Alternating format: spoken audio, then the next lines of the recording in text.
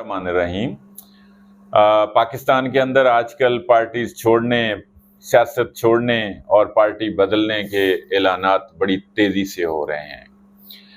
तारीख पर नज़र दौड़ाएं तो भुट्टो की 40 रुकनी कोर कमेटी में से भी 38 अरकान उनको छोड़ गए थे।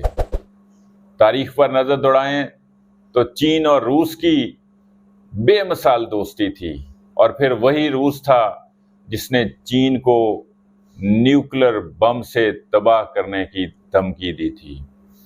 कायदे आज़म ने भी पार्टीज बदली हैं।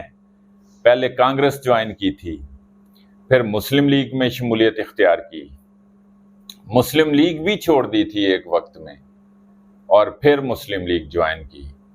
तो नाज़रीन, जिस तरीके से आजकल पाकिस्तान में पार्टी छोड़ने का और सियासत छोड़ने की एक लूट से चल रही है, मतवा नज़र ये है और तारीख बताने का मकसद ये था कि इनको बुरा भला ना कहा जाए।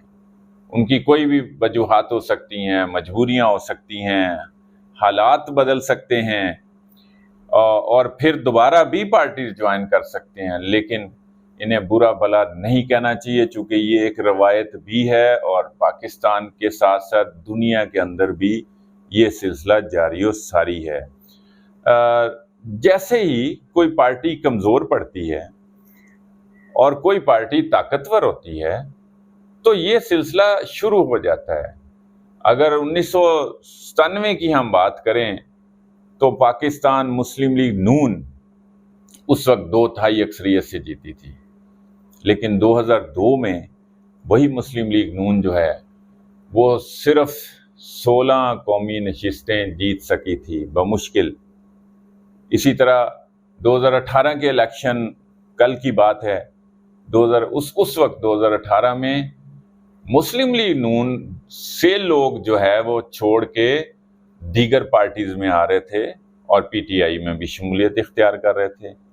हाँ, कुछ सिलसिला उस वक्त कम था जितना और जितनी तेजी से अब पार्टीज छोड़ने का और सियासत छोड़ने के ऐलानात हो रहे हैं, उसकी बहरहाल एक बैकग्राउंड मौजूद है और वो हमें पता है। भुट्टो, जिनके बारे में ये कहा जाता है कि उन्होंने पीपल्स पार्टी की बुनियाद एक नज़रिए के ऊपर, एक सोच के ऊपर रखी थी, लेकिन उन्हें भी जब वो कमज़ोर पड़ते दिखाई दिए तो उनकी 40 रुकनी कोर कमेटी में से 38 अरकान उन्हें भी दागे मुफारकत दे गए थे। तो ये एक रवायत है। जिस तरीके से हालात बदलते हैं और वो करवट बदलते हैं, तो फिर चीन और रूस जैसे दो बड़ी ताकतों के जब बेमिसाली ताल्लुकात थे और जब चीन आज़ाद हुआ था तो रूस ने अनकंडीशनल जो है ना सपोर्ट की थी, लेकिन 60 की दिहाई में उसी रूस ने चीन को न्यूक्लियर बम से तबाह करने की धमकी दी थी।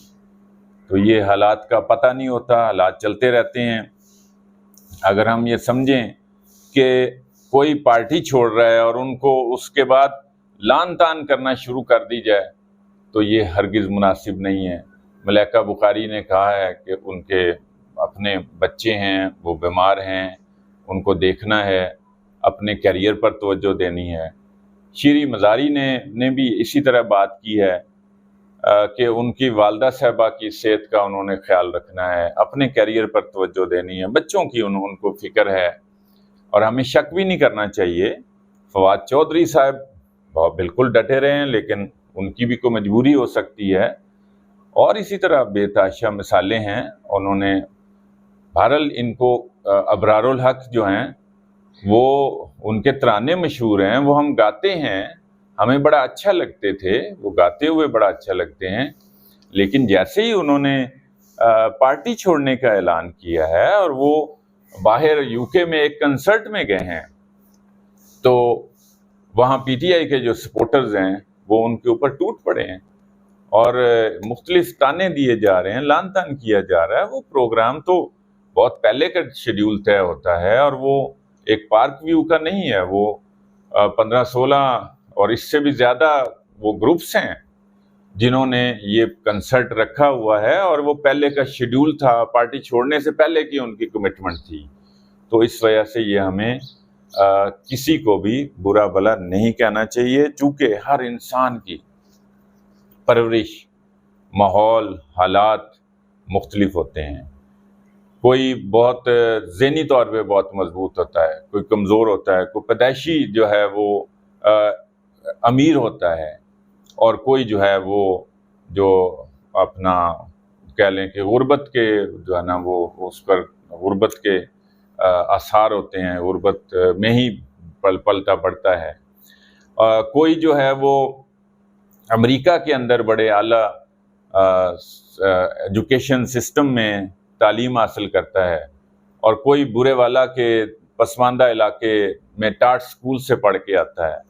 تو ہر ایک کے جو ہے نا وہ حالات مختلف ہوتے ہیں، اس کی سوچ مختلف ہوتی ہے، اس کا نروس سسٹم مختلف ہوتا ہے، اس کے اعصاب مختلف ہوتے ہیں. کوئی بہت مضبوط اعصاب کا انسان ہوتا ہے، اور کوئی جو ہے وہ کمزور اعصاب کا مالک ہوتا ہے، اور کوئی ایک وقت میں مضبوط اعصاب رکھتا ہے، لیکن ایک ایسے موقع پہ وہی انسان جو ہے وہ کمزور بھی پڑ جاتا ہے.